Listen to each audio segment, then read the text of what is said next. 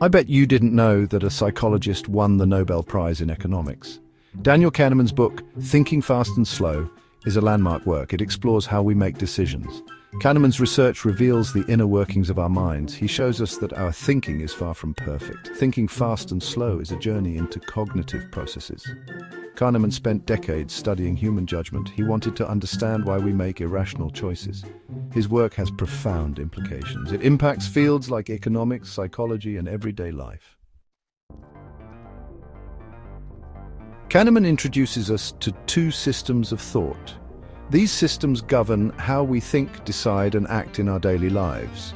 They are the foundation of our cognitive processes and influence everything from simple decisions to complex problem solving. He calls them System 1 and System 2. These systems operate at different speeds and serve different purposes, yet they are interconnected and often work together to help us navigate the world. System 1 is fast, intuitive, and automatic. It is our brain's default mode, kicking in without conscious effort. This system is always on, scanning our environment and making quick judgments based on past experiences and learned patterns. It relies on emotions and heuristics. Heuristics are mental shortcuts that allow us to solve problems and make decisions quickly and efficiently. While these shortcuts can be incredibly useful, they can also lead to biases and errors in judgment. Think of it as our gut feeling. This system is what we rely on when we need to make snap decisions, like when we sense danger or need to react quickly in a social situation. We use System 1 for simple tasks. These are tasks that we have practiced so many times that they have become second nature, like tying our shoes or pouring a cup of coffee. Recognizing faces is an example. Our ability to quickly identify familiar faces in a crowd is a testament to the efficiency of System 1. So is driving on a clear road. When the road is empty and the conditions are ideal, we can drive almost on autopilot, relying on our well-honed driving skills. System 2 is slow, deliberate, and analytical. This system takes over when we need to focus, analyze, and solve complex problems. It requires conscious effort and is not as quick as System 1. It requires effort and concentration. Engaging System 2 means we are actively thinking, processing information, and making reasoned decisions. This system is crucial for tasks that demand attention and precision. We use System 2 for complex tasks. These are tasks that cannot be handled by our automatic responses and require us to slow down and think carefully. Solving math problems is one example. Analyzing data is another. Whenever we need to engage in deep thinking or tackle a challenging problem, System 2 is at work. System 2 helps us make reasoned judgments. It allows us to weigh options, consider consequences, and make decisions based on logic and evidence rather than impulse. However, it is also lazy. Because it requires so much effort, we often avoid using System 2 unless absolutely necessary. This can lead to procrastination and mental fatigue. We often rely on System 1 even when we shouldn't. This reliance on our fast, intuitive system can sometimes lead us astray, especially in situations that require careful thought and analysis. Our intuition can be misleading. Kahneman reveals the flaws in our thinking. He calls them cognitive biases. These biases influence our decisions without us realizing it. The anchoring bias is one example. It is our tendency to rely too heavily on the first piece of information we receive. The availability heuristic is another bias. We judge the likelihood of events based on how easily we can recall examples. For instance, we might overestimate the risk of shark attacks. This happens because vivid news stories come to mind easily. The way information is presented matters. This is called framing. Framing can significantly alter our perception and decision-making process. It's not just about what is being said, but how it is being said. The same piece of information can lead to different reactions depending on its presentation. Nobel laureate Daniel Kahneman demonstrates how framing affects our choices. His research shows that our decisions can be swayed by the context in which information is framed.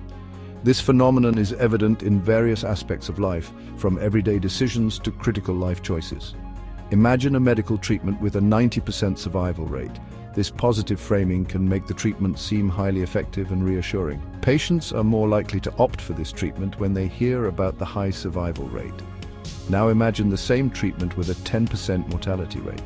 This negative framing, although statistically identical, can evoke fear and hesitation.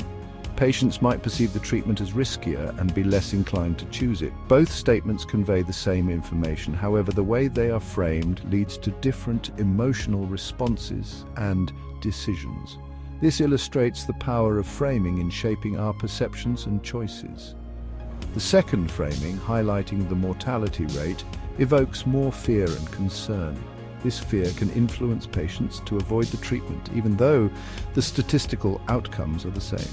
Framing influences our perception of risk. When information is framed positively, we tend to perceive less risk. Conversely, negative framing heightens our sense of risk and can lead to more cautious decision-making. We are more likely to choose a sure gain, even if it is smaller. This is known as risk aversion. When faced with a guaranteed positive outcome, we prefer to avoid uncertainty, even if the potential reward is greater. Conversely, we are more likely to take risks to avoid losses.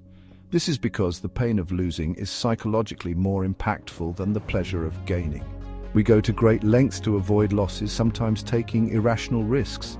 This is because losses loom larger than gains in our minds. The fear of loss can drive us to make decisions that we wouldn't otherwise consider. Understanding framing can help us make more informed and balanced decisions. Section 5. Prospect Theory, Navigating Risk and Reward.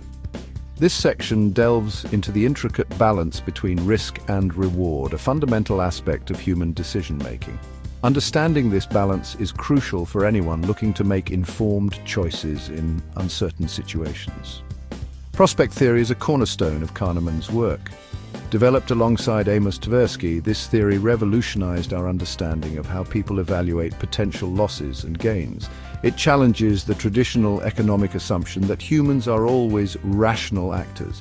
It describes how we make decisions under uncertainty. Instead of always acting logically, we often rely on heuristics or mental shortcuts, which can lead to systematic biases.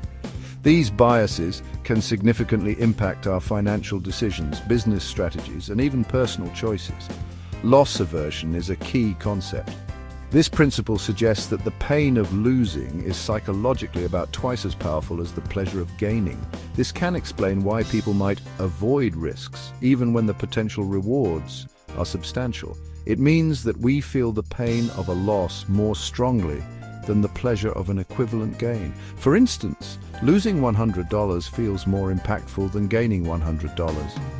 This asymmetry in our emotional responses can lead to overly conservative behavior in investing and other areas of life.